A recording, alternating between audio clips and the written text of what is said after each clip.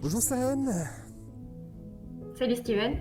Bon, on se retrouve version confinée aujourd'hui. Bah ouais, bien obligé. Bah voilà, donc la version confinée, doublement confinée pour moi, hein, parce qu'en plus j'ai même pas le droit d'ouvrir les volets étant donné qu'ils sont en plein ravalement de façade. Donc je suis et confiné et dans le noir. Autant dire que voilà, c'est la fête. Bon, la semaine s'est bien passée. Bah oui, mais c'est surtout pour toi. Comment s'est passée ta semaine? Sportive, on va dire. Ouais, non, j'ai eu, comme je te disais, hein, j'avais mon fils pour les vacances. Donc, du coup, on a dû faire à manger et effectivement faire la petite fiche repas et tout ça. Donc, tu m'avais demandé gentiment de préparer une liste de menus, chose que j'ai fait. D'accord. Voilà, j'ai même essayé de laisser que un ou deux trous, pas plus. Donc, on peut dire que j'ai atteint l'objectif, hein, j'ai fait les menus. Alors par contre j'ai pas du tout respecté la voilà. Bah c'est déjà une première étape, toi qui t'as fait le plus dur là. T'as fait le plus dur. Voilà, donc en gros, il y a peut-être une fois ou deux que j'ai respecté ce que j'avais prévu de faire. D'accord. Et donc voilà, on va considérer que j'ai atteint, j'ai fait peut-être la moitié du travail. D'accord. Mais quand tu dis que t'as pas réussi à respecter, c'est que t'avais fait tes courses selon ta liste de courses et ta liste de menus, Oui, et qu'après c'est selon les jours que t'as pas respecté? alors en fait, Ou- c'est toujours le même système, hein. J'ai tendance à aller faire les courses quand j'ai besoin. Non, j'ai pas respecté, pas par rapport aux courses, mais par rapport, enfin si indirectement, mais par rapport à mon incapacité de faire à manger pour 2 personnes ou pour 3 personnes. Un régiment complet, oui, mais du coup, là où je me disais, bon là je vais manger, par exemple, je reprends l'exemple de la potée au chou. Ah celle-là elle est belle. Là où je me suis dit le soir je vais faire la potée au chou. Pas de bol, je suis allé faire les courses, au lieu d'avoir le chou vert parce que je fais ma potée avec un chou frisé, il y avait que du chou blanc. Je suis moins fan, c'est plus long à cuire, bon blablabla.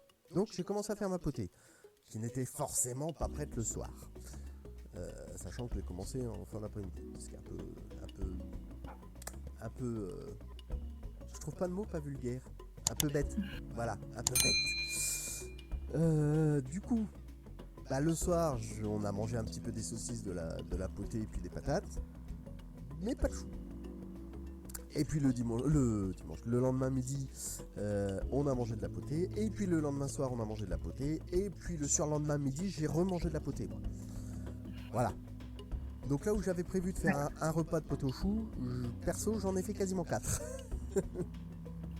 D'accord. Et comment ça s'est fait? C'était au niveau des quantités? C'était au niveau de ta faim Non, non, c'était que t'avais fait? un peu des deux, mais non, trop grosse quantité. Clairement. D'accord. Et donc, par rapport à ces quantités-là, quand tu fais ta liste de courses, comment tu gères ta liste de menus selon tes... Enfin, comment tu gères ta liste de courses au niveau des quantités? Comment tu définis ça? J'ai énormément de mal à faire ça. Donc, j'ai beaucoup de mal parce que je sais à peu près ce que ça correspond les quantités normales ou moyennes pour une personne. Je sais que c'est pas assez clairement pour moi. Enfin, c'est pas assez à mon goût. D'accord, hein, pas dans le sens à ce qu'il me faudrait, bien sûr. Donc, du coup, j'ai tendance à faire les quantités telles que je les ferais pour moi, sauf que même là, j'ai l'œil gros. Voilà. C'est à peu près le souci. Ça se voit assez régulièrement dans les plats que je fais. Ouais, la quantité est grosse. En temps normal, ce qui se passe, c'est que je mets au frigo et tout ça, ou au congèle surtout. Bon, là, la potée, je l'ai pas congelée. D'accord.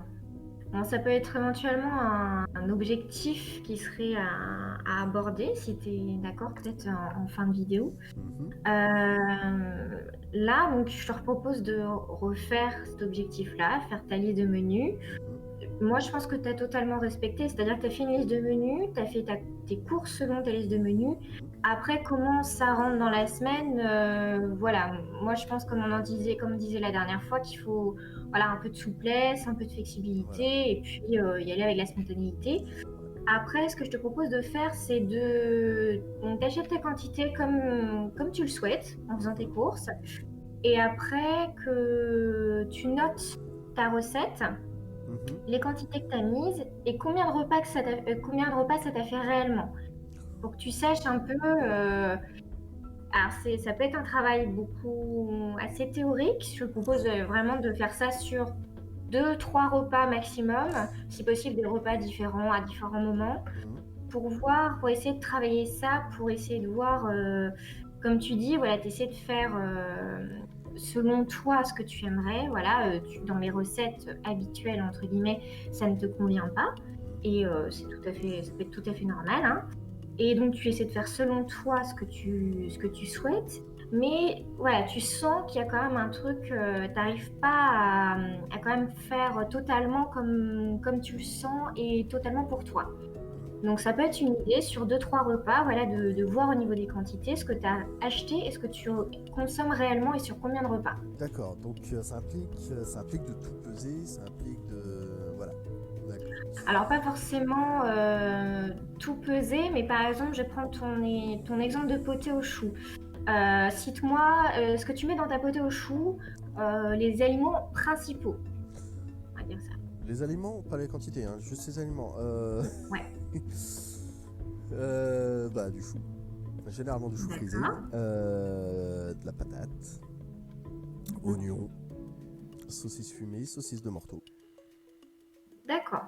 Donc, prenons le chou, les pommes de terre, je prends pas l'oignon, et la viande en général. Tu fais tes courses, Ouais. tu achètes avec l'œil que tu as à ce moment-là, on va dire ça comme ça, Mhm. et tu cuisines normalement. Mhm. Et à partir de là, tu vois combien de repas tu as fait. Et donc pas besoin de peser, tu te dis, bon voilà, j'ai acheté, je sais pas, 2 choux, et ben j'ai fait tant de repas avec. Ok, d'accord. Voilà, c'est pas la peine de trop se prendre la tête Ouais. non plus à être au 5 grammes près. Non, ce que je veux, c'est que ça reste visuel et que quand tu feras tes prochaines courses, que tu te dises, ah ok, est-ce que j'achète un peu moins de ci, de ça?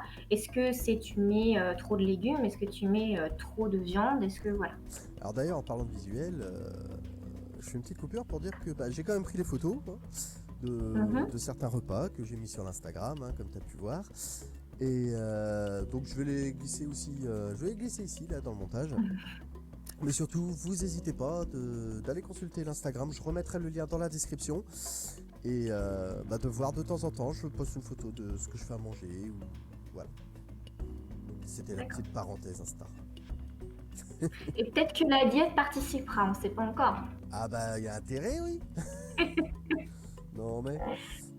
Bon, bah du coup, pour terminer cette vidéo, je te propose un petit défi, Oh, un petit challenge oh, pour notre challenger.